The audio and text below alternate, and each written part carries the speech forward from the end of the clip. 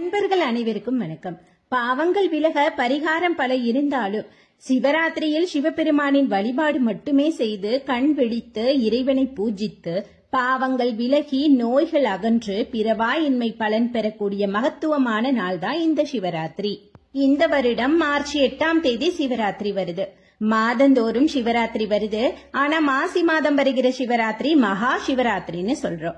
சிவராத்திரியில விரதம் எப்போ ஸ்டார்ட் பண்ணி எப்போ முடிக்கணும்ங்கிறதையும், விரதம் இருக்கும்போது கடைபிடிக்க வேண்டிய வழிமுறைகளையும், அப்படி விரதம் இருக்கிறதுனால பெறக்கூடிய பலன்கள் என்ன அப்படிங்கறதையும், மொத்தத்துல சிவராத்திரி ஏன் கொண்டாட வேண்டும் அப்படிங்கறதையும் இந்த வீடியோல பார்க்கலாம். நீங்க இப்பதான் ஃபர்ஸ்ட் டைம் நம்ம சேனல் பாக்குறீங்கன்னா நம்ம சேனலை சப்ஸ்கிரைப் பண்ணிக்கோங்க. வீடியோ பிடிச்சிருந்தனா கண்டிப்பா நீங்க லைக் பண்ணுங்க. நீங்க பண்ற லைக் தான் அடுத்தடுத்த வீடியோஸ் பண்றதுக்கு எனக்கு ரொம்ப மோட்டிவேஷனா இருக்கும். இப்ப வாங்க வீடியோக்குள்ள போகலாம். சிவராத்திரி இன்று மார்ச் 8ஆம் தேதி அப்படின்னா காலையிலேயே எந்திரிச்சு குளிச்சுட்டு வீடெல்லாம் சுத்தம் பண்ணிட்டு உங்க வீட்டுல சிவ வழிபாட்டிற்குன்னு என்ன வச்சிருக்கீங்களோ அத சிவபெருமானுக்கு பூஜை செய்யலாம். உங்களால என்ன முடியுமோ பால், சந்தனம், திருநீரு, குங்குமம், பன்னீர், பூ, வில்வம் இலை இந்த மாதிரி உங்களால முடிஞ்சதை வச்சு அபிஷேக ஆராதனை செஞ்சு வழிபடலாம். அதே நேரத்துல இதெல்லாம் பண்ண டைம் இல்ல, வேலை இருக்குது அப்படிங்கிறவங்க விரத வழிபாடு செய்யணும்னு ஆசைப்படுறவங்களும் காலையில சிவனுக்கு அவரோட சிலை இல்ல ஏதோ அவர் சம்பந்தப்பட்ட பொருள் எதுவா இருந்தாலும் சிவனை மனதில நினைத்தோ வீட்டுல பூஜை செஞ்சுட்டு உங்க விரதத்தை நீங்க தொடங்கலாம். விரதம் இருக்கிறவங்க யார் வேணாலும் இருக்கலாம். ஆனா இன்றைய காலத்துல மாத்திரை மருந்து சாப்பிடுறவங்க எளிய உணவை எடுத்துக்கொள்ளலாம். இல்லனா நீராகாரங்கள் மட்டுமாவது எடுத்துக்கோங்க. குழந்தைகளால பட்னி இருக்க முடியும், பசி தாங்கிக்குவாங்க. அந்த மாதிரி இருந்ததுன்னா உங்க வீட்டு குழந்தைகளை கூட சிவராத்திரி விரதம் தாராளமா இருக்க வைக்கலாம். சிறிய வயதில் இருந்து கற்றுக் கொடுக்கும் போது நம் சமய வழி நெறிமுறை பின்பற்றியும் வாழ்வாங்க. வருங்காலமும் பெருவாழ்வு பெறும். சிவராத்திரி பூஜை 4 கால பூஜையாக நடத்தப்படும். அதில் முதல் காலம் பிரம்மதேவ கால பூஜை, இரண்டாவது விஷ்ணு கால பூஜை, மூன்றாவது காலம் அம்பிகைக்கான காலம், 4வது பூஜை தேவாதி தேவ முனிவர்கள் ரிஷிகள் அனைவரோட காலம். இப்படி சிவபெருமானுக்கு கோவில்கள்ல 4 கால பூஜையுமே நடத்தப்படும். அதனால இந்த புனித நாள்ல உங்களால முடிஞ்ச அபிஷேக பொருள் இளநீர், பன்னீர், பால், தயிர் எதுவானாலும் வாங்கி கொடுக்கலாம். அதுல சாட்சாத் அந்த சிவபெருமானுக்கு பூஜை நீங்க செஞ்ச மாதிரி அர்த்தம். சில பேருக்கு சிவன் கோவிலுக்கு மட்டும்தான் போகணுமா, இல்ல அம்மன் கோவில், முருகன் கோவில்ல இருக்கக்கூடிய சிறிய சிவன் கோவில்களுக்கு போனா பலன் கிடைக்குமான டவுட் இருக்கும். ஆனா அதுல எந்த சந்தேகமும் வேண்டாம். எல்லாம் சிவமயம், எதிலும் சிவமயம். நீங்க அந்த சிவனை மனசுல நினைச்சு கைப்பிடி மண்ணை எடுத்து லிங்கமா நினைச்சு பூஜை செஞ்சா கூட சிவராத்திரியில முழு பலன் உங்களுக்கு கிடைக்கும். இதனால சின்ன கோவில் பெரிய கோவில்லாம் இல்லைங்க. சிவலிங்க அபிஷேகத்தை 4 காலமும் பார்க்க முடியலனாலும் ஒரு முறை அபிஷேகத்தையாவது பார்க்கணும். அதுலயும் சிவனுக்கே உரித்தான வில்வையில அது ஒரு இலையா இருந்தாலும் பரவாயில்ல. உங்க கையால இறைவனுக்கு வில்வையில போகும்போது அதோட பலன் பரிபூரணமா உங்களுக்கு கிடைக்கும். சிவராத்திரி என்று குலதெய்வ கோவிலுக்கு போற வழக்கம் சில பேருக்கு இருக்கும். அது ஒன்றும் தவறில்லை. ஆனா குலதெய்வ கோயிலுக்கு போறதுக்கு முன்னாடி உங்க வீட்டுல இருக்கக்கூடிய சிவனுக்கு இல்ல சிவன் சம்பந்தப்பட்ட பொருட்களுக்கு பூஜை செஞ்சுட்டு போகலாம். நிறைய பேர் சிவராத்திரி என்று கோவிலுக்கு சென்று இரவு முழுவதும் கோவிலில் நடக்கும் பூஜைகள், அர்ச்சனைகள், கலை நிகழ்ச்சிகள், சிவன் பற்றிய துதிகள் பாடி இரவு நேரத்தை கோவில்கள்லயே கழிச்சிடுவாங்க. அந்த சமயம் கோவிலில் கொடுக்கப்படக்கூடிய பிரசாதத்தை விரதம் இருப்பவர்கள் தாராளமா சாப்பிடலாம். விருப்பம் இல்லாதவங்க தவிர்த்திடலாம். ஆனா வீட்டுல சிவராத்திரியில கண் விழிக்கிறவங்க நேரத்தை இறைவழியில செலவிடணும். அதனால திருவாசகம் எடுத்து படிங்க. தூக்கத்தை கொஞ்சம் கலைக்க பார்க்கலாம். ஒருவேளை புக்ஸ் இல்லைனாலும் இப்பெல்லாம் ஆன்லைன்லயே மொபைல்ல பார்த்து கூட நீங்க ரீட் பண்ணிக்கலாம். வீட்டுல உள்ள குழந்தைங்க பெரியவங்க இரவு நேரத்தில் முழுவதும் கண் விழிக்க முடியலனாலும் தவறவே கூடாத நேரம் 3வது காலம் அம்பாள் சிவபெருமானுக்கு பூஜை செய்த நேரம், கண்டிப்பாக தூங்கக்கூடாத நேரம். அதே நேரம் இறை வழிபாடு செய்ய வேண்டிய நேரம் இரவு 11:45 முதல் 12:30 வரை. இந்த 3/4 மணி நேரம் அதிசக்தி வாய்ந்த ஆற்றல் நிறைந்த நேரம். ஏன்னா இந்த நேரம் லிங்கோத்பவ காலம். இறைவன் ஆதியும் அந்தமும் இல்லா லிங்கோத்பவரா காட்சி கொடுத்த காலம். அதனால இந்த நேரத்திலேயாவது சிவராத்திரி விரதம் பட்டினியா இருக்க முடியாது, தூங்காமலையும் இருக்க முடியாது அப்படிங்கிறவங்க சின்ன குழந்தைங்களா இருந்தாலும் பரவாயில்ல, அப்படி எந்த சூழ்நிலையில இருந்தாலும் அட்லீஸ்ட் இந்த 3/4 மணி நேரம் சிவன் கோவிலுக்கு போய் பூஜையை பார்க்கலாம். இல்ல கோவிலுக்கும் போக முடியலனாலும் வீட்டுல உள்ள சிவனுக்கு பூஜை செய்து பாராயணமாவது பண்ணுங்க. வில்வ இலைய சிவனுக்கு கொடுக்கறதுக்கு மறந்துடாதீங்க. இப்படி பண்றனால பிறவி நோயாக இருந்தாலும் நீங்கும், பெரும் வளம் பெற்று பாவங்கள் நீங்கி நல்வாழ்வு வாழ்வீங்க. அதே நேரத்துல சிவன் சம்பந்தப்பட்ட பொருள் ருத்ராட்சம், அதாவது ஏற்கனவே அணிந்த ருத்ராட்சம் இல்ல அணிய போற ருத்ராட்சம், சிறிய வடிவில லிங்கம் மாதிரியான பொருட்கள், சிவன் சம்பந்தப்பட்ட பொருள் எதுவாக இருந்தாலும் அதை உங்க உள்ளங்கையில எடுத்து வச்சு 108 முறை சிவாய நம அல்லது நமச்சிவாய சொல்லுங்க. அந்த ருத்ராட்சத்தோட மகிமை பன்மடங்கு அதிசக்தி வாய்ந்த ஒன்றாக சிவமயமாக மாறும் தன்மை கொண்டது. அதனால இந்த சிவராத்திரியில விரதமே இருக்க முடியல, கண் விழிக்கவும் முடியல அப்படிங்கிறவங்க இந்த சிவராத்திரியில இரவு நேரம் 11:45 இருந்து 12 வரைக்குமாவது சிவனை துதியுங்க. இப்படி சிவராத்திரியில இரவு நேரத்தை கடந்ததுக்கு அப்புறமா காலையில 6 மணிக்கெல்லாம் சில சிவன் கோவில்கள்ல பூஜை முடிச்சு பிரசாதமே கொடுக்கறாங்க. அதை வாங்கி சாப்பிட்டு விரத முறையில் பட்டினி விரதம் இருக்கிறவங்க விரதத்தை முடிச்சிடலாம். ஒரு சில கோவில்கள்ல மட்டும் காலை பூஜை 8 மணி வரைக்குமே நீடிக்குது.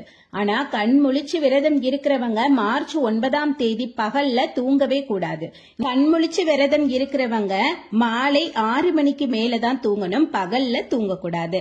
பட்டினி விரதம் இருக்கிறவங்க மட்டும்தான் காலையில தரக்கூடிய பிரசாதத்தை சாப்பிட்டு விரதத்தை முடிச்சுக்கலாம். ஆனா பட்டினி விரதம் இல்ல தூக்கம் விழிக்கிறவங்க 2 பேருமே தண்ணீர் தாராளமா குடிக்கலாம். தண்ணீரே குடிக்காம விரதம் இருக்கிறது சரியான முறையும் இல்ல. இப்படி இந்த சிவராத்திரியில விரத உபவாசம் பின்பற்றி அனைத்து சிவ மகிமையும் பாட முடியாது அப்படின்னாலும் சிவபுராணத்தை மட்டுமாவது பாராயணம் செய்யுங்க. ஒரு பூஜையாவது கோவிலுக்கு போய் பாருங்க. ஒரு வில்வ இலையாவது இறைவனுக்கு அழியுங்க. இறைவனின் பேரருள் நிச்சயம் உங்களை வந்து சேரும்.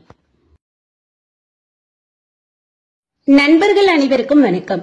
மகா சிவராத்திரினா அது சிவனுக்கு உகந்த ராத்திரி. அந்த சிவராத்திரி என்று சிவபக்தர்கள் சிவனையே மனதில் நிறுத்தி முழுமனதாக எம்பெருமானிடம் ஐக்கியமாகி இரவு முழுவதும் தூங்காமல் கண் விழித்து சிவபெருமானிடம் தங்கள் மனதில் நினைத்த வரத்தை பெறுவாங்க. ஏன்னா பார்வதி தேவியும் தேவர்களும் கூட இந்த சிவராத்திரியில தான் கண் விழித்து சிவனை வணங்கி வரம் பெற்றாங்கன்னு புராணங்கள்ல கூறப்பட்டிருக்கு. சிவனில் பாதியான சக்திக்கு 9 நாள் நவராத்திரி, சிவனுக்கு ஒரு ராத்திரி, அது மகா சிவராத்திரி. இந்த வருடம் மார்ச் 8ஆம் தேதி மகா சிவராத்திரி வருது. இந்த நாள்ல சர்வார்த்த சித்த யோகம் மற்றும் சித்தி யோகமும் சேர்ந்து வருது. மகர ராசியில் சந்திரனுடன் சிவயோகத்துடன் ஸ்ரவண நட்சத்திரமும் இருக்கும். இந்த அமைப்பு சில ராசிக்காரர்களுக்கு அதிர்ஷ்ட யோகமா அமைய போகுது. அது எந்தெந்த ராசிக்காரர்களுக்கு கஷ்டங்கள் நீங்கி சிவனின் அருள் பெற்று யோக ராசிக்காரங்களா இருக்க போறீங்கன்னு பார்க்கலாம். அத்தோட ஒவ்வொரு ராசிக்காரர்களுக்கும் ஒவ்வொரு தெய்வ அம்சம் பெற்றிருப்பாங்க. அதுல சிவாம்சத்துல இருக்கிற ராசிக்காரங்க யாரெல்லாம் இருக்கீங்கன்னு தெரிஞ்சுக்கலாம். நீங்க அதுக்கு முன்னாடி இன்னும் நம்ம சேனலை சப்ஸ்கிரைப் பண்ணாம பாத்துட்டு இருக்கீங்கன்னா சப்ஸ்கிரைப் பண்ணிட்டு வாங்க, வீடியோக்குள்ள போகலாம். முதல் ராசியான மேசராசிக்காரர்களுக்கு வருகிற சிவராத்திரி நீங்க நினைக்கிற காரியத்துக்கு சாதகமாவே இருக்கும். வீட்டுல சுபகாரியம் பிளான் பண்ணிட்டு இருப்பாங்கன்னா அது சிறப்பா நடக்கும். மேலும் பார்வதி தேவியின் அருள் பரிபூரணமா உங்களை வந்து சேரும். ஒருவேளை காதல் செய்யறவங்களா இருந்தீங்கன்னா கைகூடும் யோகமும் பெறுவீங்க. அடுத்து மிதுன ராசிக்காரங்க. மிதுன ராசிக்காரர்களும் இந்த சிவராத்திரியில சிறப்பு பெற போறீங்க. மங்களகரமான நிகழ்வும் நடக்க போகுது. திருமண வாழ்விலும் மனக்கசப்புகள் நீங்கி இனிமை காணுவீங்க. மற்றும் புதிய விருந்தினர்களோட வருகை உங்களை சந்தோஷப்படுத்தும். உங்கள் திருமண நிகழ்வு நீண்ட காலமா திட்டமிட்டு அது நடக்காமலேயே இருக்குதுன்னா இந்த சிவராத்திரி காலம் அடுத்து உங்களுக்கு கைகூடி வரும். அடுத்து துலாம் ராசி. துலாம் ராசிக்கும் அதிர்ஷ்டம் அடிக்க போகுதுன்னே சொல்லலாம். உங்களுடைய காதல் உறவு வளரும். காதல் உறவுகளை வீட்டுல உள்ளவங்க கிட்ட சொல்லி அனுமதி வாங்குறதுக்கு ரொம்ப வசதியான நேரம். குடும்பத்தோட சேர்ந்து நேரம் செலவிடும் அமைப்பு இருக்குங்கிறதுனால அந்த நேரத்தை கோவிலுக்கு சென்று செலவிட்டீங்கன்னா இன்னும் நல்ல பலன் கிடைக்கும். அடுத்து கும்பராசி. கும்பராசிக்கும் சிவன் மற்றும் சக்தியின் அருள் முழுதா கிடைக்க பெறுவீங்க. உங்களின் தவறான எண்ணங்களை கைவிட்டு நல்ல வழியில உங்கள் மூளையை செலவிடுவீங்க. பண வரவால பொருளாதார பிரச்சனை நீங்கி குழப்பத்திலேயே சில காலம் இருந்த உங்களோட மனது வலுப்பெறும். ஒருவேளை வெளிநாடு செல்ற பிளான்ல இருந்தீங்கன்னா அதுவும் உங்களுக்கு இப்போ இந்த டைம்ல கைகூடும். சிவபெருமானின் அம்சத்துல பிறந்த 4 ராசிக்காரங்க யாரெல்லாம் இருக்கீங்கன்னு பார்க்கலாம். மேஷம். மேசராசியில பிறந்தவங்களுக்கு சிவபெருமானோட அருளாசி பெற்றுதான் வாழ்வீங்க. அதே மாதிரி சிவபெருமானிடமும் முருகப்பெருமானிடமும் அதிக பக்தியோட தான் நீங்க இருப்பீங்க. மேசராசிக்காரங்க நீங்க இயற்கையாவே ஆன்மீக சம்பந்தப்பட்ட செயல்கள்ல அதிக ஈடுபாட்டோட தான் இருப்பீங்க. தெய்வத்தின் மீது அதிக நம்பிக்கை கொண்ட நீங்க எந்த ஒரு வேலையும் உங்களுக்கு செய்ய முடியாத பட்சத்துல மற்றவங்களுக்கு பகிர்ந்து அந்த வேலையை செய்ய வைத்து மற்றவர்களும் பலன் பெறட்டும்னு நினைப்பீங்க. ஒருவேளை உங்க துறைக்கு சம்பந்தமே இல்லாதவங்களா இருந்தாலும் உங்களோட சேர்த்து அவங்களையும் வளர வச்சு பாப்பீங்க. இப்படி சிவனின் அருள் பெற்ற நீங்க திங்கட்கிழமைகள்ல அன்னதானம் செஞ்சீங்கன்னா இன்னும் நல்ல பலனையே பெறுவீங்க. அடுத்து கடகராசி. பார்வதி தேவியின் அம்சம் பொருந்தியவங்க நீங்க. அதனால அம்மனின் அருள் எப்போதும் கிடைக்கப்பெறும். சிவன் சூரிய அம்சம், பார்வதி சந்திர அம்சம். பார்வதி தேவியின் அம்சங்கிறனால இதுல சிவனின் அனுகிரகமும் அடங்கும்னு சாஸ்திரங்கள்ல சொல்லப்பட்டிருக்கு. தாயின் மீது அதீத அன்பு கொண்ட நீங்க மற்ற பெண்களின் மனநிலையை புரிஞ்சு மனசு கஷ்டப்படாத அளவுக்கு நடந்துப்பீங்க. சக்தியின் அம்சங்கிறதுனாலயா என்னமோ உங்க அன்பு தாய் அன்பு போல சுத்தமான அன்பு செலுத்துவீங்க. அடுத்து கன்னிராசி. கள்ளம் கபடம் இல்லாத நீங்க யாராவது ஏதாவது கேட்டா இல்லைன்னு சொல்லாம கொடுத்துருவீங்க. உங்ககிட்ட இல்லைன்னா கூட கேட்டவங்களுக்கு கேட்ட பொருளை கொடுக்க முயற்சி பண்ணுவீங்க. நீங்களும் சிவபெருமானுக்கு பிடித்த ராசிகள்ல ஒன்றா இருக்கீங்கன்னு சாஸ்திரங்கள்ல சொல்லப்பட்டிருக்கு. உங்களுக்கு எப்பெல்லாம் முடியுமோ அப்பெல்லாம் அகத்திக்கீரையும் வாழைப்பழமும் பசுவுக்கு வாங்கி கொடுத்தீங்கன்னா வாழ்வில் சிறப்பு பெறுவீங்க. அடுத்து கும்பம். மற்றவர்கள் மீது அதிக நம்பிக்கை கொண்ட நீங்க அவங்க என்ன சொன்னாலும் நம்புவீங்க. எம்பெருமானுக்கு பிடித்த ராசிகள்ல நீங்களும் ஒன்று. தான் கடன் பட்டாவது தன்னை சுத்தி இருக்கிறவங்களுக்கு சந்தோஷப்படுத்தி வாழ்வீங்க. ஆனா கடைசியில அதுவே உங்களுக்கு தீங்கா அமையும். ஏன்னா அந்த அளவுக்கு அடுத்தவங்க மேல நம்பிக்கை வச்சு அவங்க சொல்றத ஆராயாம வெகுளியா இருப்பீங்க. அதனால நீங்க செய்யற தானத்தை உங்களுக்கு தெரிஞ்சவங்களுக்கு செய்யாம ஏழை எளிய மக்களுக்கு அன்னதானமோ ஆடை தானமோ வழங்குனீங்கன்னா அது உங்களுக்கு பன்மடங்கு புண்ணியத்தை கொடுக்கும். குறிப்பிட்ட இந்த 4 ராசிக்காரங்க மற்ற ராசிக்காரங்க பண்ற தானத்தை விட நீங்க இந்த அன்னதானம் ஆடை தானம் செய்யும் போது பல மடங்கு பலன் பெறுவீங்கன்னு சாஸ்திரங்கள்ல சொல்லப்பட்டிருக்கு. அதனால தானங்கள் பல செய்து வாழ்வில் பல புண்ணியங்கள் பெறுங்கள். வீடியோ பிடிச்சிருந்தா கண்டிப்பா வீடியோவை லைக் பண்ணுங்க. ஏன்னா நீங்க கொடுக்கக்கூடிய லைக் தான் எனக்கு அடுத்தடுத்த வீடியோஸ் போடுறதுக்கு ஒரு மோட்டிவேஷனா இருக்கும். நன்றி. அனைவருக்கும் வணக்கம். சிவராத்திரி தினத்தன்று உலகத்திற்கு ஆதாரமாக விளங்கும் சிவபெருமான் உலக உயிர்களை படைப்பதும் படைத்த உயிர்களை காப்பதும் காத்த உயிர்களை தனக்குள் ஐக்கியப்படுத்துறதுதான் இந்த நாளோட சிறப்புன்னு புராணங்கள்ல கூறப்பட்டிருக்கு. இந்த மகா சிவராத்திரி தினத்தை லயக்கிரகம சிருஷ்டி தினம்னு சொல்வாங்க. லயம் என்றால் ஒடுக்குதல், சிருஷ்டி என்றால் படைத்தல். அதாவது படைத்தலுக்கும் அழித்தலுக்குமான விழாவே மகா சிவராத்திரியா கொண்டாடப்படுது. வருடம் முழுதும் சிவராத்திரி வந்தாலும் மாசியில வரக்கூடிய சிவராத்திரி தான் அதிசக்தி வாய்ந்தது. அகிலத்தை அடக்கியாலும் ஈசனின் கதைகளை பார்க்கலாம். வீடியோவை ஸ்கிப் பண்ணாம ஃபுல்லா பாருங்க. நீங்க பண்ற லைக் தான் என்னோட அடுத்தடுத்த வீடியோக்கு மோட்டிவேஷனா இருக்கும். அதனால கண்டிப்பா லைக் பண்ண மறந்துடாதீங்க. இப்ப வாங்க வீடியோக்குள்ள போகலாம். உலக நன்மைக்காக மனிதர்களை காக்கும் பொருட்டு கடவுளே மனித அவதாரம் எடுக்கிறது தான் அவதாரம்னு சொல்லுவோம். அப்படி விஷ்ணுவின் அவதாரங்களை பற்றி நாம கேள்விப்பட்டிருப்போம். ஆனா ஈசன் திருவிளையாடல்கள் நிறைய புரிஞ்சிருக்காரு. அப்படிப்பட்ட கதைகளையும் இங்க நாம பார்க்கலாம். ஒரு முறை பார்வதி தேவி விளையாட்டா சிவனோட கண்களை மூடிட்டாங்களாம். அப்போ உலகிற்கே வெளிச்சம் தரக்கூடிய சூரியன் சந்திரன் இரண்டுமே வெளிச்சம் தராம காரிருள் மூழ்கிருக்கு. அதனால சிவபெருமான் தன்னோட 3வது கண்ணை திறந்திருக்காரு. சிவனின் நெற்றி கண்களிலிருந்து தெரிச்ச தீப்பொறிகளை பார்த்த தேவர்களும் தேவலோகர்களும் கைலாயத்துல உள்ள அனைவருமே பயந்து போயிருக்காங்க. பார்வதி தேவி அப்போ தவற அறிஞ்சு சிவனை வணங்கியிருக்காங்க. சிவனும் வரன் கொடுத்திருக்காரு. வரம் கொடுத்த சிவபெருமானிடம் பிரபஞ்சத்தில் உள்ள ஜீவராசிகள் யாரா இருந்தாலும் இந்த தினத்துல உங்களை வழிபடுறவங்களுக்கு கடந்த காலத்துல செஞ்ச பாவங்களை நீக்கி நிகழ்காலத்துல செல்வங்களை பெருக்கி அவங்க இறந்ததுக்கு அப்புறம் சொர்க்கம் செல்ல வேண்டும்னு பார்வதி தேவி கேட்டுக்கிட்டதால சிவபெருமானும் வரம் கொடுத்திருக்காரு. அதனாலதான் விரதம் இருந்து 4 கால பூஜை செய்து கண் விழித்து அதுலயும் 3வது கால பூஜையில கலந்துக்கிட்டாங்கன்னா ரொம்ப சிறப்பான பலன் இருக்கும்னு சொல்றாங்க. ஏன்னா அந்த மூன்றாவது கால பூஜை தான் பராசக்தி சிவனிடம் வேண்டி வரம் கேட்டுக்கிட்ட நேரம். அதே மாதிரி அர்ஜுனன் வனவாசத்துல இருந்த போது அர்ஜுனனை நோக்கி ஆதிவாசிகள் கூட்டம் ஒண்ணு வந்திருக்கு. காட்டு விலங்கு ஒன்றின் மீது பாய்ந்த அம்புகள் 2 இருந்திருக்கு. அப்போ அங்க வந்த வனவாசிகளின் தலைவன் அர்ஜுனனை பார்த்து, யாரப்பா நீ அப்படின்னு கேட்டதுக்கு, அர்ஜுனன் நான் பாண்டுவின் மகன், வில் வித்தையில் வல்லவன்னு தன்னை அறிமுகப்படுத்திக்கிறான். ஆனா அங்க வனவாசிகளின் தலைவனா வந்தது சிவபெருமான்னு தெரியாம இருவருக்கும் ஒரு போட்டி நடக்குது.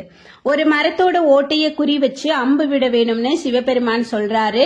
அதுபடி அர்ஜுனனும் வில்லம்பு எய்றாரு. பின்னாடியே சென்ற சிவபெருமானோட வில்லம்ப அர்ஜுனன் எய்த அம்ப உடைச்சு கீழே விட்டுருது. அதன் பின் தன் தவறை உணர்ந்த அர்ஜுனனுக்கு பாசுபத அஸ்திரத்தை சிவபெருமான் கொடுத்த தினமும் இன்றுதான். அடுத்து மிருகண்டர் என்ற மகரிஷி, அவரோட மனைவி மருதவதி கூட வாழ்ந்து வந்தாரு. அவங்களுக்கு நீண்ட காலமா குழந்தை இல்ல. அதனால 2 பேருமே சிவபெருமான மனமுருகி வேண்டி சிவனின் துதிப்பாடி வந்திருக்காங்க.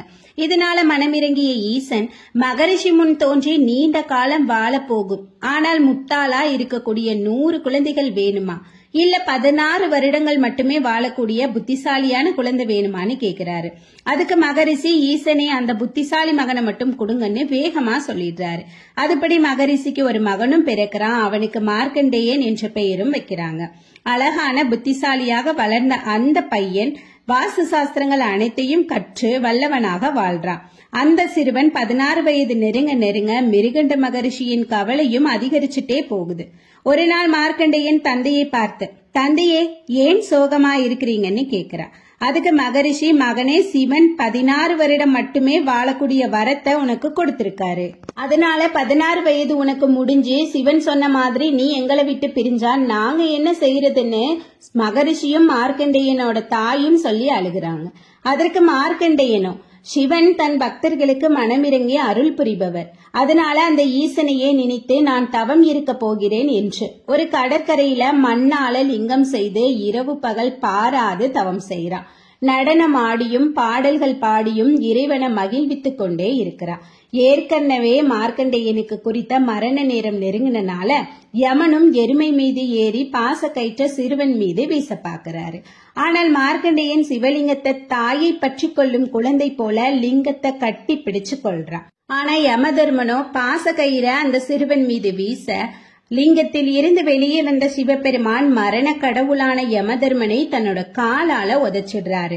யமதர்மா, இவனுக்கு மரணம் இப்போது இல்ல, என் மனம் குளிர வைத்த பக்தன் இவன், என் மனம் வென்றவனும் இவன், சிரஞ்சீவியாக பெயர் புகழோடு நீடூடி வாழ்வன்னு சொல்லி சிவபெருமான் சொன்னதும் யமதர்மனும் அங்க இருந்து போயிடுறாரு. மார்க்கண்டேயனும் நீடூழி நெடுங்காலம் வாழ்ந்திருக்காரு.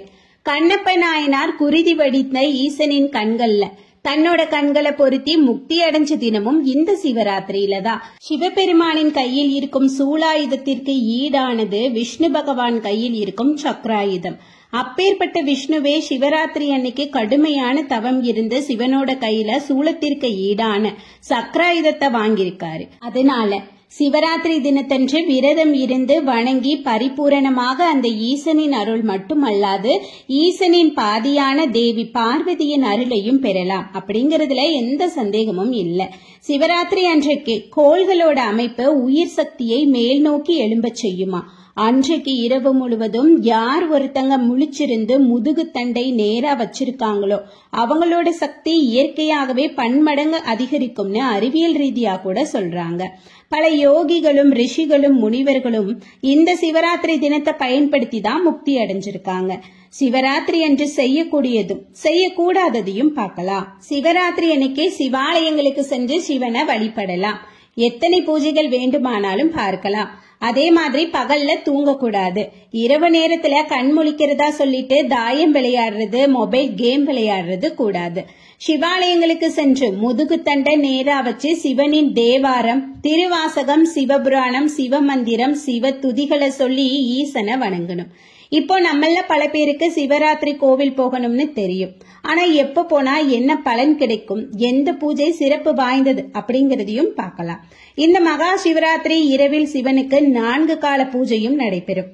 அதுலயும் அபிஷேகம் தவறாம நடக்கும். ஏன்னா சிவபெருமான் அபிஷேக பிரியன். இப்படியே சிவராத்திரியில் முதல் நாள் மாலை 6 மணில இருந்து மறுநாள் காலை 6 மணி வரைக்கும் 3 மணி நேரத்திற்கு ஒரு தடவை சிவனுக்கு அபிஷேகம், பூஜை, அலங்காரம்னு செய்வாங்க. சாயங்காலம் 6 மணில இருந்து நைட்டு 9 மணி வரைக்கும் முதல் சாம பூஜை பிரம்மதேவர் செய்யறதா சொல்றாங்க.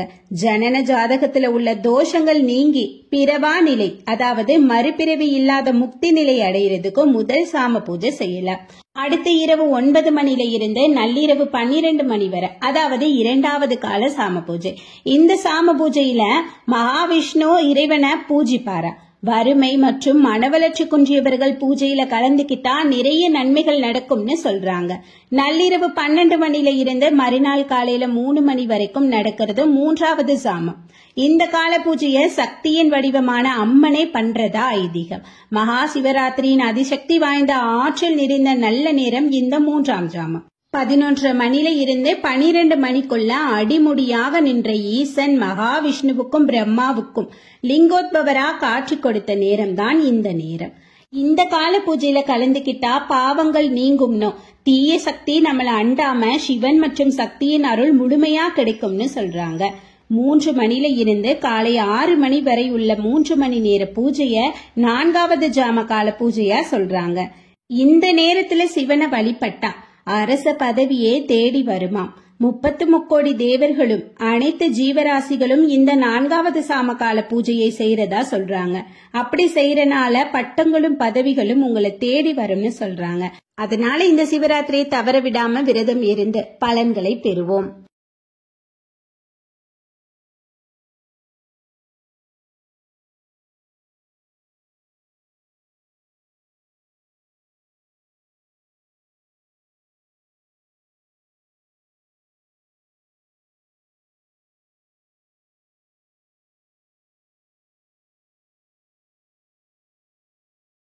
நண்பர்கள் அனைவருக்கும் வணக்கம்.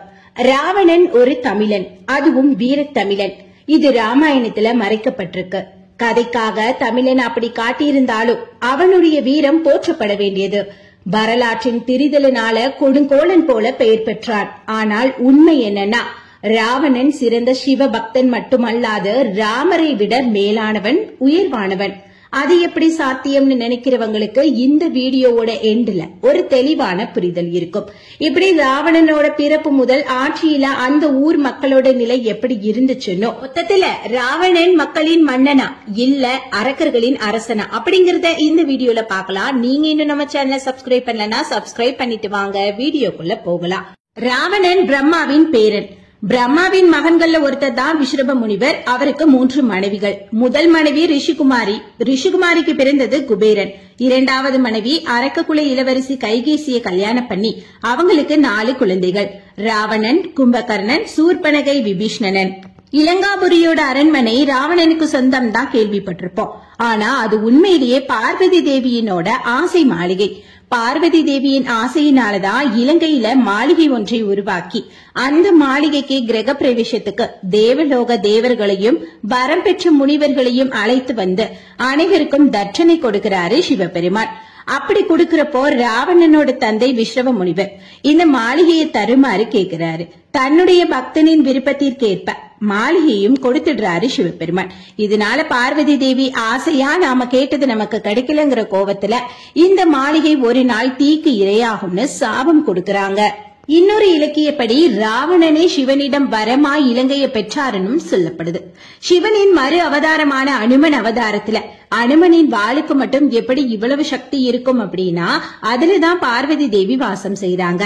அதனாலதான் அனுமனுக்கு மட்டுமின்றி அனுமனின் வாளில் குடியிருக்கும் பார்வதி தேவிக்கும் குங்குமம் வைத்து கோயில்கள்ல பூஜை செய்யறாங்க. இதனாலதான் அனுமன் சீதையை தேடி இலங்கைக்கு சென்ற போது பார்வதி தேவியோட அம்சமாகிய வாளில தீப்பிடிச்சு இலங்கையில உள்ள பல பகுதிகள் தீக்கு இரையாயிருக்கும். அடுத்து ராவணன் எப்படி தலை சிறந்த சிவபக்தன், ஈஸ்வரனுக்கு இணையான எவரும் பெற்றிராத வரன் பெற்றான்னு பார்க்கலாம். ராவணன் வீணை வாசிப்பதில் வல்லவன். சிவபக்தனாகிய ராவணன் தன்னோட புஷ்பக விமானத்துல வலம் வந்த போது அழகிய எழில் கொஞ்சம் ஒரு மலையை பார்த்து அதுல இறங்க முற்படுறான். ஆனா அந்த மலையில இறங்க முடியல. ஏன்னா அதுதான் கைலாய மலை. அப்போ நந்தி தேவன் குறுக்கே வந்து ராவணனை தடுக்க, அதற்கு ராவணன் நந்தியை பார்த்து வானரமே வழியில் இருந்து விலகுன்னு சொல்ல, அதனால கோபப்பட்ட நந்தி, என்ன பார்த்து வானரமேன்னா சொன்ன, உனக்கு ஒரு வானரமே உன் அழிவுக்கு காரணமாயிருக்கும்னு சொல்லி சாபம் கொடுத்துடுறாரு. அந்த சாபம் நிறைவேற்ற மாதிரி சிவனும் அனுமன் அவதாரம் எடுத்து ராமனுக்கு உதவியாய் இருக்கிறாரு. இத்தனை எழில் கொஞ்சம் கைலாய மலைய பேராசையினால ராவணன் பெயர்த்தி எடுத்துடுறான். ஆனா கைலாயம் குலுங்குனதால பார்வதி தேவி சிவன் கிட்ட போய் சொல்ல, தியானத்துல இருக்கிற சிவன் எழுந்து தன்னோட பெருவரலால மலைய அழுத்துறாரு. அதனால அந்த அழுத்தம் தாங்க முடியாம ராவணன் கைலாய மலைக்கு அடியிலேயே மாட்டிக்கிறான். ஆனா அப்புறம் புரிஞ்சது, தன்னையே அழுத்துறாங்க அப்படின்னா அது ஈசன் தான் அப்படின்னு அறிஞ்சிடுறான். தன்னோட தொடையை கிழிச்சு நரம்ப வீணையாக்கி அதுல இசையமைத்து ஈசனை மயங்க வச்சிடுறா ராவணன். அதனால சிவன் கிட்ட சாபத்துக்கு பதிலா வரத்தையும் பெற்றுட்டு போயிடுறா.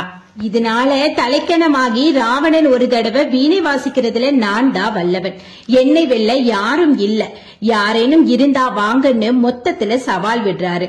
அதை கண்ட சிவபெருமான் நாரதரை அனுப்பி திருவிளையாடல் புரிந்து தன்னோட பெரியப்பா ஆகிய அகஸ்தியர்கிட்டயே போட்டி போட்டு அதுல தீர்ப்பளிக்க சரஸ்வதி தேவியவே கூப்பிட்டு தீர்ப்பு வழங்க முடியாம சரஸ்வதி தேவியும் போயிட்டாங்க. அப்போ ஒரு மலைய நடுவராக்கி நிறுத்தி, யாருடைய வீணை இசை கேட்டு இந்த மலை உருகுதோ அவரை வெற்றி பெற்றவர்னு சொல்லி 2 பேரும் முடிவெடுக்கிறாங்க.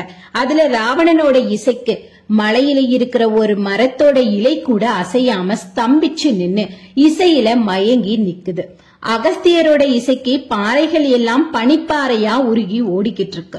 இதனால தன்னோட தவற உணர்ந்த ராவணன் அகஸ்தியரோட கால்ல விடும்போது, அகஸ்தியர் நீ உன்னோட நாட்டு மக்களை எந்த குறையும் இல்லாம நல்லா பாத்துக்கோன்னு சொன்னதாலதான் ராவணன் தன் நாட்டு மக்களை எந்த குறையும் இல்லாம ஆட்சி புரிஞ்சிருக்கிறான்.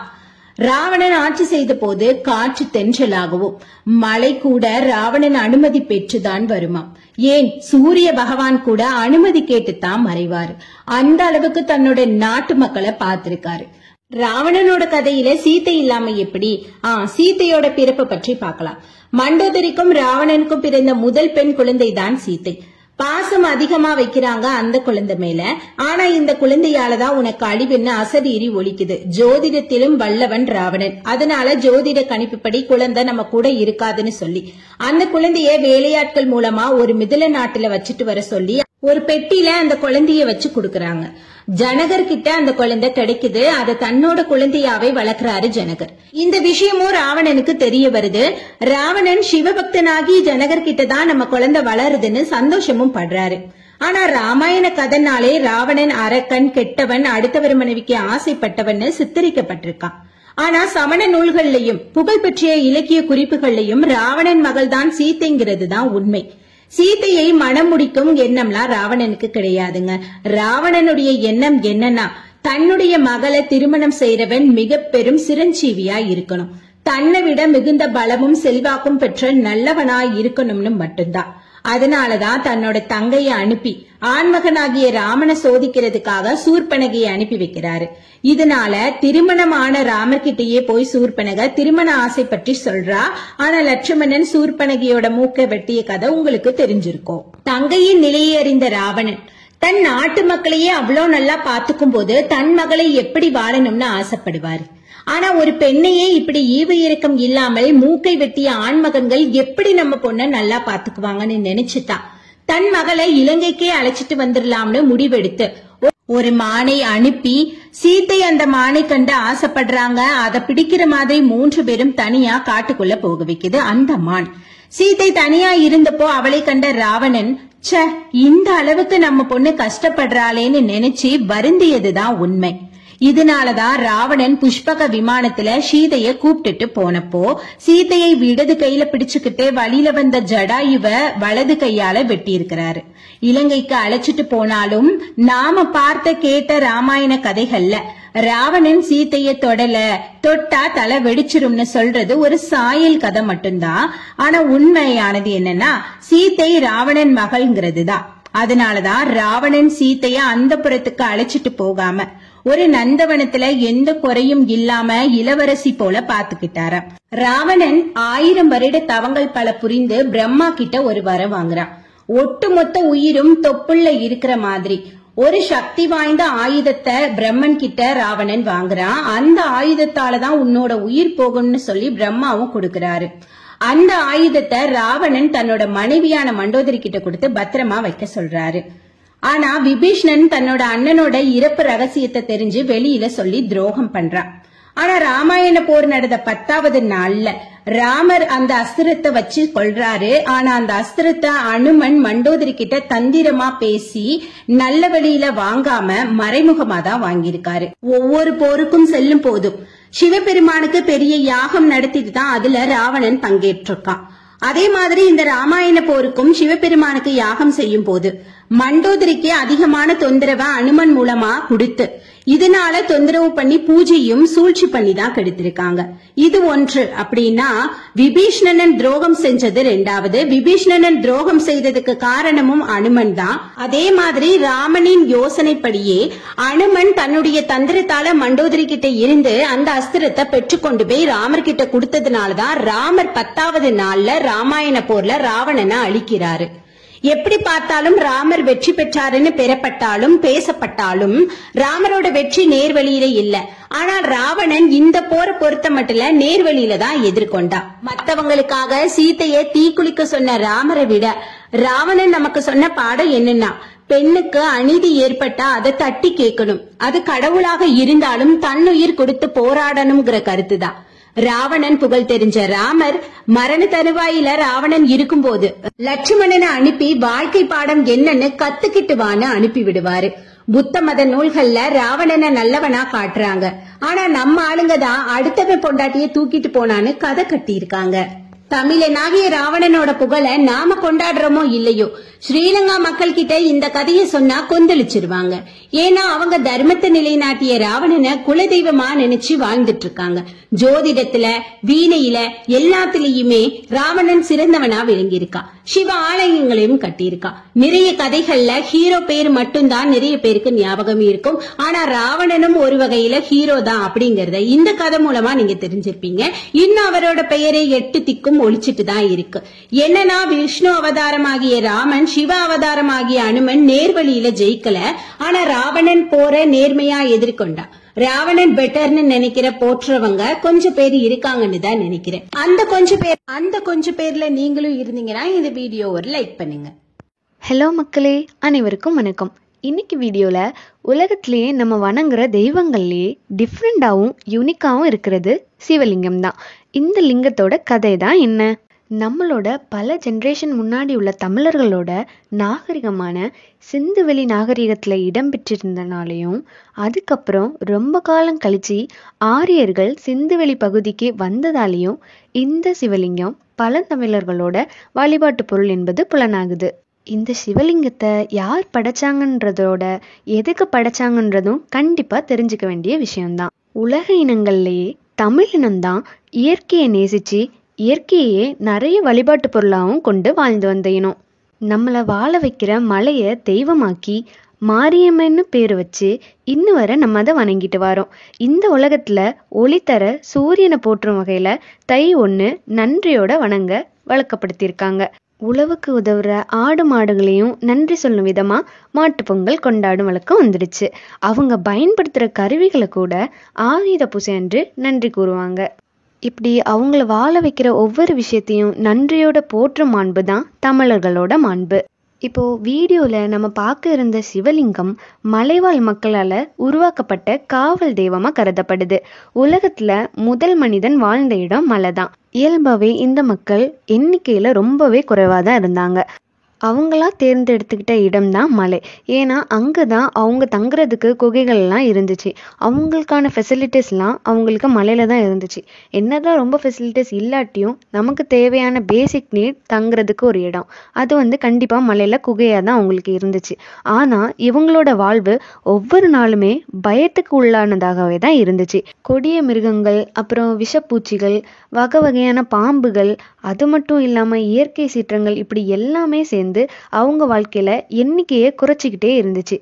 இதோடு சேர்ந்து குறப்பிரசவம், பிரசவத்தில் தாய் சேய் 2 பேருமே இறந்து போகிறது அப்படின்ற வகையில் அவங்களுக்கு வருத்தம் தான். இத்தகைய அவஸ்தைகளுக்கும் நடுவில் தான் அவங்களுக்கு தேவைப்பட்டது நிறைய ஆட்கள். ஸோ அந்த ஒரு எண்ணத்தில் மலைவாழ் மக்களால் வடிக்கப்பட்டது தான் இந்த சிவலிங்கம். ஆகவே இந்த லிங்கம் தோன்றியது ஆதிகாலம்னும் அது தோன்றிய இடம் மலைனும் நமக்கு தெரிய வந்துருச்சு. நம்ம வழிபடுற இந்த காலத்து சிவனும் ஒரு மலைவாழ் தெய்வம் தான். இப்போ இமயமலையில் வச்சிருந்தாலும் முதலா தோன்றிய இடம் தற்போது நீரில் மூழ்கியுள்ள குமரிகண்ட பொதிகை மலை தான். முதலா மனிதன் வாழ்ந்த இடமும் மலை தான். மரபு வழியா சிவன் வாழ்ந்த இடமும் மலை தான். தென்னாட்டுடைய சிவனே போற்றி, என் நாட்டவருக்கும் இறைவா போற்றி என்ற மரபு வழி போற்றல்படி இது பழந்தமிழர்களுக்கு சொந்தமானதுன்னு உறுதியாயிருக்கு. இன்னைக்கு இந்தியா முழுவதும் உள்ள சிவன் கோவில்கள் எல்லாமே இந்தியாவில் பரவியிருந்த தமிழர்களால தான் கொண்டு வரப்பட்டதுன்னு கருதப்படுது. இந்தியாவில் 90% சிவன் கோவில்கள் தமிழ்நாட்டில் தான் இருக்குது. மேலும் கர்நாடகா, கல்கத்தாலெலாம் நிறைய சிவன் கோவில்கள் இருக்குதுன்னும் இதுவும் தமிழ் கல்ச்சர் பேஸில் தான் இருக்குதுன்னு சொல்கிறாங்க. கர்நாடகாவோட பேர் காரணத்தை டிஃபைன் பண்ணி பார்த்தோன்னா இதோட எக்ஸாக்ட் மீனிங் மேல்நாடு தான். அதாவது ஆக்சுவலி இது ஒரு தமிழ் பேர். அது மட்டும் இல்லாமல் கல்கத்தாக்கும் சேம் மீனிங் தான். கல்கத்தா காளிக்கோட்டம், அதாவது நாளடைவில் காளிக்கோட்டானோ அது மரபு மாறி கல்கத்தானும் மாறிடுச்சு. அதே மாதிரி லிங்கத்தோட பேர் காரணம் லிங்கம்னு வரதுக்கும் நிறைய ஸ்டோரிஸ்லாம் இருக்குது. அதில் ஒரு ஸ்டோரி என்னன்னா, அந்த காலத்தில் வீரமரணம் அடைஞ்சவங்கள நடுக்கல் நட்டு வழிபட்டு வந்தாங்க. அந்த நடுக்கலுக்கு ஆலங்கம்னு இன்னொரு பேரும் உண்டு. நம்ம சிவலிங்கமும் நடுக்கலை போல இருக்கிறனால இதுவும் ஆலங்கம்னே அழைக்கப்பட்டு அப்புறம் நாளடைவில் பேச்சு வழக்கு மாறி லிங்கம்னு ஆனதாகவும் சொல்லுவாங்க. இதுதான் லிங்கம் தோன்றின ஹிஸ்ட்ரி. இதே மாதிரி நிறைய இன்ட்ரெஸ்டிங்கான வீடியோஸ் பார்க்க நம்ம சேனலை மறக்காமல் சப்ஸ்கிரைப் பண்ணிக்கோங்க. மேலும் லைக் பண்ணுங்கள், ஷேர் பண்ணுங்கள், கமெண்ட் பண்ணுங்கள். நண்பர்கள் அனைவருக்கும் வணக்கம். மனுஷங்களா பிறந்த நாம நம்மளோட வாழ்க்கையில சில நாட்களை சந்தோஷமா கொண்டாடுறோம், சில நாட்களை துக்கமா கொண்டாடுறோம். இந்த மாதிரி ஒரு சில நாட்கள் மனுஷங்களுக்கே தெரியாம ஒரு சிலரால மறைக்கப்படுது. அப்படி ரொம்ப முக்கியமான புனிதமான புராணங்கள்ல எழுதப்பட்டிருக்க ஒரு நாட்களை பத்தி தான் இந்த வீடியோல நம்ம பார்க்க போறோம். ரொம்ப முக்கியமான நாள். இந்த நாள்ல பாத்தீங்கன்னா 7 ஜென்ம பாவங்களும் விலகிறதுக்கான ஒரு பரிகாரம் இருக்கு. அது என்ன அப்படிங்கறத இந்த வீடியோல நம்ம பார்க்கலாம். நீங்க என்ன நம்ம சேனலை சப்ஸ்கிரைப் பண்ணலனா சப்ஸ்கிரைப் பண்ணிட்டு வாங்க வீடியோக்குள்ள போகலாம். இந்த உலகமே உயிர் பெற்று வாழ சூரியனே காரணம். அந்த சூரிய பகவானின் அருளை பெற உகந்த நாளாக ரத சப்தமி தினம் அமைஞ்சிருக்கு. 7 குதிரைகள் பூட்டிய ரதத்தில் வரும் சூரியன் தனது ரதத்தில் வடக்கு நோக்கி பயணத்தை ஆரம்பிக்கும் நாள் தான் ரத சப்தமி அன்று அழைக்கப்படுகிறது. ரத சப்தமி அன்று சூரியனை வழிபட்டால் நோய்கள் அகலும், ஆரோக்கியம் சிறக்கும். தை மாதத்தில் அமாவாசைக்கு அடுத்த 7வது நாள் வரும் சப்தமி தேதியே ரத சப்தமியாக கொண்டாடப்படுகிறது. இந்த வருடம் தை அமாவாசை மாத கடைசியில் வந்ததால் இந்த வருடம் ரத சப்தமி தினம் மாசி மாதம் 4ஆம் தேதி, அதாவது பிப்ரவரி 16 அனுசரிக்கப்படுகிறது. ரத சப்தமி நாளில் சூரியன் பிறந்ததாக கருதப்படுவதாலும் அந்த நாள்ல சூரியனுக்கு விசேஷமான ஒளி பிறப்பதாலும் அன்றைய தினத்தில் விரதம் கடைபிடித்து சூரிய பகவானை வழிபட வேண்டும். இந்த நாள் சூரிய ஜெயந்தின்னு அழைக்கப்படுது. ரத சப்தமி அன்றுதான் சூரியன் வடதிசையில் இருந்து 6 மாத காலத்திற்கு உலகிற்கு ஒளி தருவார். ரத சப்தமி நாளையொட்டி கங்கை உள்ளிட்ட புண்ணிய ஆறுகள், தீர்த்தங்களில் ஏராளமானோர் புனித நீராடி சூரிய பகவானை வழிபடுவாங்க. இன்றைய தினம் சூரியன் பயணிக்கும் தேரை இழுத்து செல்லும் 7 குதிரைகளும் ஒரு சேர வடக்கு நோக்கி திரும்பி பயணத்தை தொடங்குகின்றன. ரத சப்தமி நாள் என்ன செய்யணும்னு பார்த்தா, இந்த இனிய நாளில் சூரிய உதயத்தில் எழுந்து புண்ணிய தீர்த்தங்கள்ல நீராடுறது சிறப்பு சேர்க்கிறதா இருக்கு. அப்படி செய்ய இயலாதவங்க வீட்டுல சூரிய ஒளிப்படும் இடத்துல நின்றபடி நீராடணும். ரத சப்தமி என்று காலையில குளிக்கும் போது சூரியனுக்கு பிடித்த எருக்கன் இலைகளை 7 எடுத்து அடுக்கி அதன் மீது அற்றதை எண்ணி வைக்க வேண்டும். அது கூடவே ஆண்களுக்கு விபூதியும் பெண்களுக்கு மஞ்சள் பொடியும் வைக்கணும். இவ்விலையடுக்கை தலைமீது வைத்து ஸ்நானம் செய்யணும். இப்படி செய்யறதுனால மின்சாரம் எப்படி செம்பு கம்பி வழியா பாய்கிறதோ அது போலவே சூரியனின் 7 வகை கதிர்களும் இன்றைக்கு மட்டும் எருக்கன் இலை வழியே இழுக்கப்பட்டு விரைவில் நம் உடலில் பாய்ந்து உடல் உபாதைகளையும் நோய்களையும் நீக்குது. ரத சப்தமி என்று சுத்தமான இடத்துல செம்மண் பூசி இதுல சூரிய ரதம் வரையணும். அதுல சூரிய சந்திரனை வரைஞ்சி பவனி வர்றதா மனசுல நினைச்சுக்கணும். அதற்கு சந்தனம், மஞ்சள், குங்குமம் இட்டு சிவப்பு நிறம் உட்பட பல்வேறு வாசனை மலர்களால அர்ச்சித்து சூரிய நாராயணரை வழிபடலாம். இது மட்டும் இல்லாம ஒரு எளிமையான வழிய கூட நீங்க ஃபாலோ பண்ணலாம். சர்க்கரை பொங்கல், உளுந்த வடை நெய்வேத்தியமா படைச்சு பூஜை செய்யலாம். வாசல்ல சூரிய ஒளி படுற இடத்துல ரதம் வரைஞ்சி அரிசி, பருப்பு, வெல்லம் படைக்கலாம். ரத சப்தமி அன்று தொடங்குற தொழில் பணிகள் ரொம்பவே சிறப்பா அமையும். இந்த நாள்ல செய்யற தான தர்மங்களுக்கு பல மடங்கு பலனுண்டு. எல்லா தெய்வங்களும் கண்களுக்கு தெரிவதில்ல. ஆனா கண்ணுக்கு தெரிந்த சூரியனை ரத சப்தமி நாள்ல வழிபடும் போது சூரியனை நோக்கி ஓம் நமோ ஆதித்யாயன்னு சொல்லி வணங்கலாம். இந்த ரத சப்தமி நாள்ல கோவில்ல உள்ள சூரிய பகவானுக்கு சிவப்பு நிற வஸ்திரம் வழங்கினா 7 ஜென்ம பாவமும் விலகிரும்.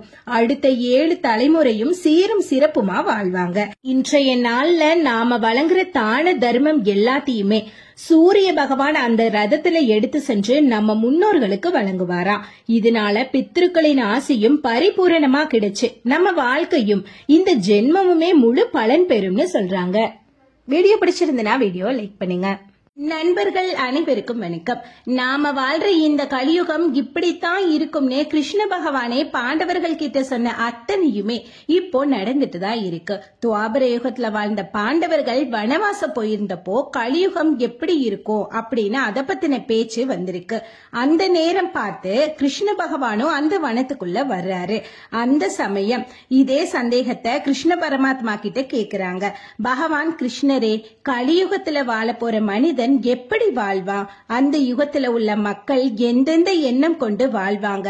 ஆன்மீகம், உண்மை எல்லாம் எந்த அளவுக்கு சிறப்பு பெற்றிருக்கும்னு கேட்க அதற்கு கிருஷ்ண பரமாத்மா சற்று சிரித்துவிட்டு, கலியுகம் பற்றி நான் சொல்றேன், ஆனா அதுக்கு முன்னாடி பாண்டவர்களாகிய நீங்க 5 பேரும் இந்த காட்டுக்குள்ள கொஞ்ச நேரம் போயிட்டு வாங்க.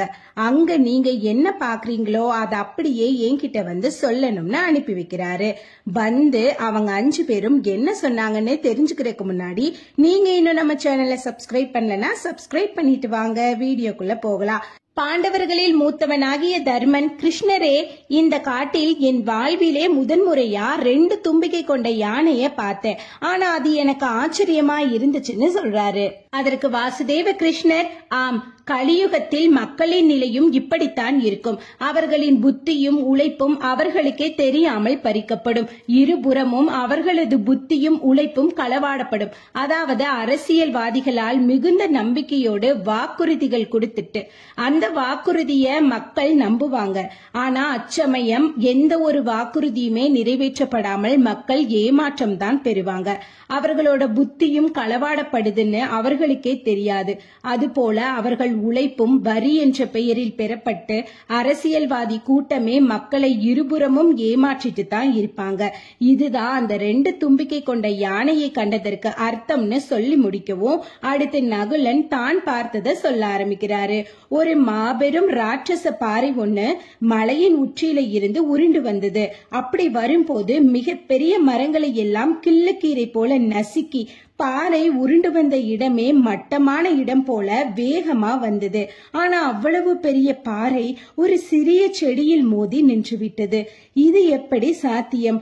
அவ்வளவு பெரிய மரத்தை சரிச்சு முறிச்சு வந்த பாறை இந்த சிறிய செடியில் மோடி எப்படி நின்றது? இதற்கு என்ன அர்த்தம்னு கேக்குறாரு. அதற்கு பகவான் கிருஷ்ணர், இந்த கலியுகத்தில் மனிதர்களின் பக்தி குறைந்திருக்கும். நல்ல சான்றோர்களின் சொல்ல கேட்க மாட்டாங்க. நாளுக்கு நாள் ஒழுக்கம், நல்ல சிந்தனை, நல்ல செயல்னு நல்லதுன்னா என்னன்னே தெரியாத அளவுக்கு கெட்டவங்களா மாறி நல்லது கெட்டது தெரியாம கண்மூடித்தனமா ஓடி வாழ்க்கைய வாழ்வாங்க. அதுதான் அந்த பெரிய பாறை ஓடியது போல. ஆனா அந்த பாறையை தடுத்து நிறுத்தின சிறிய செடிதான் எஞ்சி இருக்கும் பக்தி.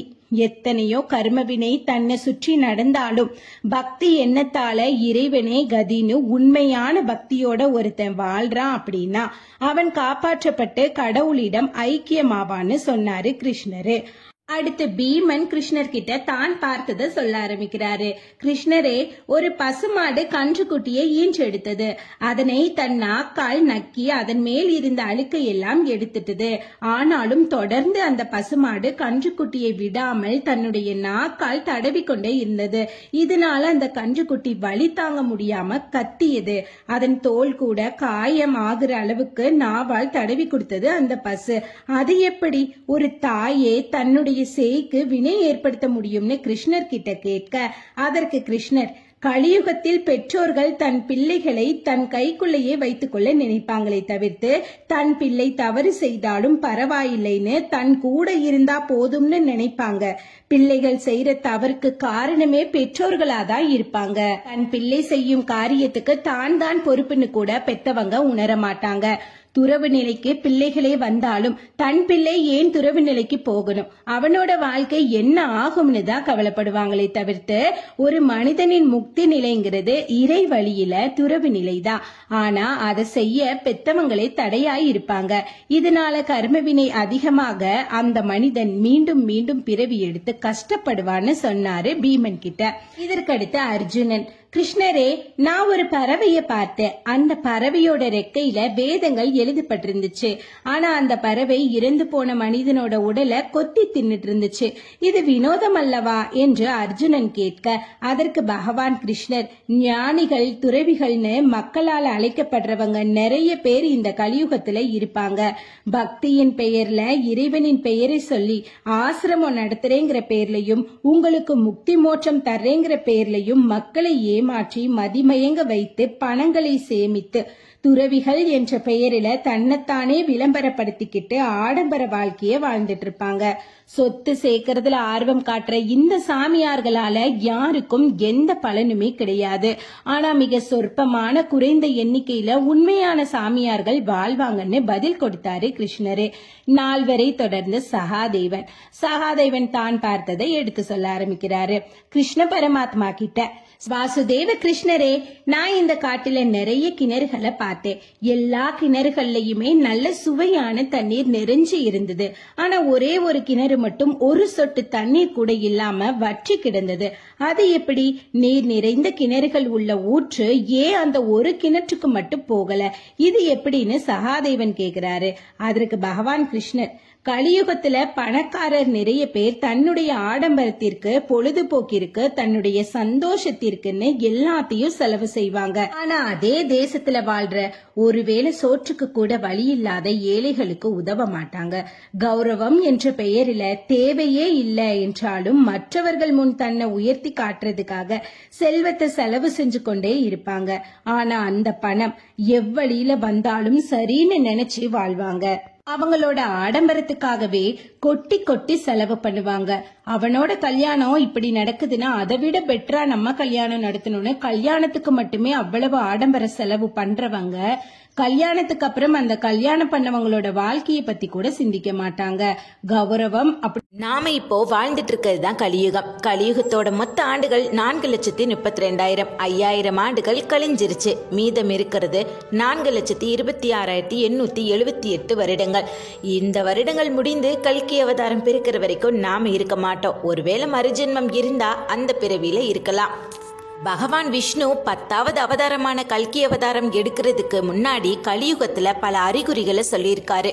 அந்த அறிகுறிகள் என்னலான்னு நம்ம பார்க்கலாம். நம் நாட்டின் புண்ணிய நதிகளான கங்கா, யமுனா நதி எல்லாமே தெய்வ நதியா நம்ம கருதுறோம். அந்த நதிகள் எல்லாமே வற்றி போய் சொர்க்கத்திற்கே போயிருமா. மக்கள் அசைவத்தையே விரும்பி சாப்பிடுவாங்களாம். கணவன் மனைவி ஒற்றுமை இல்லாமல் ஒருவருக்கு ஒருவர் துரோகம் செய்துதான் வாழ்வாங்களாம். மின்னும் நட்சத்திரங்களின் பிரகாசம் கூட குறைந்துவிடும். பிராமணர்களால் பூஜை கூட செய்ய முடியாது. பருவநிலை மாற்றம் வந்து வறண்டுவிடும். என்ன நோய் என்றே தெரியாமல் மக்கள் ஒரு பக்கம் இறந்து கொண்டே இருப்பர். இப்படிப்பட்ட ஒரு இக்கட்டான சூழ்நிலையில்தான் பூமியில் கல்கி அவதாரம் எடுத்து தீயவைகளாக நிறைந்திருக்கும் இந்த பூமியை அழித்து புதிய அவதாரமாக கல்கி அவதாரம் எடுத்து பூமியை காத்து மன்னராக ஆகி மக்களை காப்பாற்றுவார். அந்த யுகம் சக்திய யுகம் என்று அழைக்கப்படுகிறது. இந்த வீடியோ உங்களுக்கு பிடிச்சிருந்தா அப்படின்னா நம்மளோட சேனலை சப்ஸ்கிரைப் பண்ணி லைக் பண்ணிக்கோங்க, ஷேர் பண்ணுங்க. வீடியோ பார்த்த எல்லோருக்குமே நன்றி. ஹலோ மக்களே, அனைவருக்கும் வணக்கம். இன்றைக்கி வீடியோவில் நம்ம என்ன பார்க்க போகிறோம்? நம்ம எல்லாருக்கும் சாமி பிடிக்கும். அதுக்காக நம்ம டெய்லியும் கோவில் போயிட்டுருக்க முடியுமா? முடியாது. அதுக்கு தான் நம்ம வீட்டிலேயே சாமி படங்கள்லாம் வச்சு சாமி கும்பிடுறோம். அப்படி எந்தெந்த தெய்வங்கள்லாம் வீட்டில் வச்சு வணங்கலாம் அப்படின்றத தான் இந்த வீடியோவில் நம்ம பார்க்க போகிறோம். வாங்க வீடியோக்குள்ளே போகலாம். என்னதான் நமக்கு நிறைய இஷ்ட தெய்வங்கள் இருந்தாலும் வீட்டில் இந்தந்த தெய்வங்கள் தான் வைக்கணுன்ற விதிமுறைகள்லாம் பின்பற்றி தான் நம்ம வீட்டில் உள்ள சாமிகள்லாம் வைக்கணும். பொதுவாகவே இப்படி சொல்லலாம், கடவுள் வழிபாட்டிலே உருவ வழிபாடு தான் ரொம்பவே முக்கியமானதுன்னு. இப்படிப்பட்ட ஒரு உருவ வழிபாட்டோட பிம்பம் தான் நம்ம வீட்டில் இருக்கக்கூடிய பூஜை ரூமில் உள்ள சாமி படங்கள். இப்படி இந்த மாதிரி படங்களை வச்சு நம்ம வழிபாடு செய்யும்போது சில விதிமுறைகள்லாம் நம்ம பின்பற்றி தான் ஆகணும். இல்லைன்னா கண்டிப்பாக நம்ம வாழ்க்கையில் நிறைய குழப்பம் ஏற்பட வாய்ப்பு இருக்குது. ஸோ இப்போ வீடியோவில் நம்ம வீட்டில் வச்சு வணங்கக்கூடிய கடவுள்கள், தெய்வங்கள், தேவதைகள் யார் யாரெல்லாம் பார்க்கலாம் வாங்க. நம்ம எந்தெந்த கடவுள்களுக்கு முன்னுரிமை கொடுத்து வணங்குறோமோ அந்தந்த அளவுக்கு நமக்கும் நன்மைகள்லாம் வந்து சேருன்றது தான் ஒரு நம்பிக்கை. அந்த நம்பிக்கையை காப்பாற்றும் வகையில் தான் எந்தெந்த தெய்வங்கள்லாம் நம்ம முன்னுரிமை கொடுத்து வணங்கலான்றத பார்க்கலாம். ஃபர்ஸ்ட்டாக அவங்கவுங்க குலதெய்வத்தோட படத்தை வீட்டில் வச்சு வணங்கி வர்றது ரொம்ப நல்லது. நம்ம குலதெய்வங்கள் கண்களை எப்படி இமை பாதுகாக்குதோ அது மாதிரி நம்மளை நம்ம குலதெய்வங்கள் ரொம்பவே பாதுகாப்பாக பார்த்துப்பாங்க. குலதெய்வத்தை விட பெரிய தெய்வம் இந்த உலகத்திலேயே கிடையாது. குலதெய்வத்தோட அருள் இல்லாமல் நம்மளால் வாழவே முடியாது. அடுத்ததாக அவங்களோட இஷ்ட தெய்வத்தோட படத்தை வச்சு வணங்கலாம். நம்மளோட சில பல நியாயமான கோரிக்கைகளை மட்டும் நிறைவேற்றி நம்மளை காப்பாற்ற தெய்வம் இஷ்ட தெய்வம் மட்டும்தான். குலதெய்வத்துக்கு அப்புறமா நமக்கு அருள் பாலிக்கிறது இஷ்ட தெய்வம் தான். நம்ம நோட் பண்ணியிருப்போமான்னு தெரியல, ஆனால் எல்லா வீட்லேயுமே மோஸ்ட் காமனாக இருக்கிற சாமி எதுவாக இருக்குன்னு கெஸ் பண்ணுறீங்க? ஆமாங்க, கண்டிப்பாக அது விநாயகர் தான்.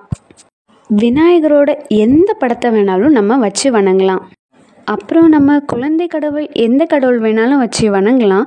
இது நமக்கு குழந்தை வரம் தருன்றது ஒரு ஐதீகம். குழந்தை இல்லாதவங்கள்லாம் இந்த மாதிரி குழந்தை கடவுள் படங்களை வச்சு வணங்குறது ரொம்பவே அவசியம். இது குழந்தையோட பிறப்புக்கு மட்டும் இல்லாமல் அவங்களோட வாழ்க்கையோட முன்னேற்றத்துக்கும் ரொம்பவே வழிவகை உண்டாக்கும். அடுத்ததாக ராஜ அலங்கார முருகரோட படத்தை வீட்டில் வச்சு வணங்கலாம். இது எதுக்காக உதவும்? அரசாங்க காரியங்கள்லாம் வெற்றி பெறதுக்கும் அரசு வேலைகளை முயற்சி பண்ணுறவங்களுக்கு அரசியல் முன்னேற்றத்துக்கும் ரொம்பவே இந்த கடவுளோட படம் லக்கிங்க. இவரோட அருள் இல்லாமல் அரசியலும் இல்லை, அரசாங்கமும் இல்லை. அப்புறமா மனக்கோலத்தில் இருக்கக்கூடிய முருகரோட படத்தை வச்சு வணங்கி வரலாம். இந்த படத்தை யார் கண்டிப்பாக வணங்கி வரணும்? திருமணம் ஆகணுன்ற ஸ்டேஜில் இருக்கக்கூடியவங்க தான் இந்த படத்தை வணங்கி வரணும். இவங்களை கும்பிடுங்க, டைரக்டாக மேரேஜ் தான். அடுத்ததாக அர்த்தநாரீஸ்வரரோட படத்தை வீட்டில் வச்சு வணங்கலாம்.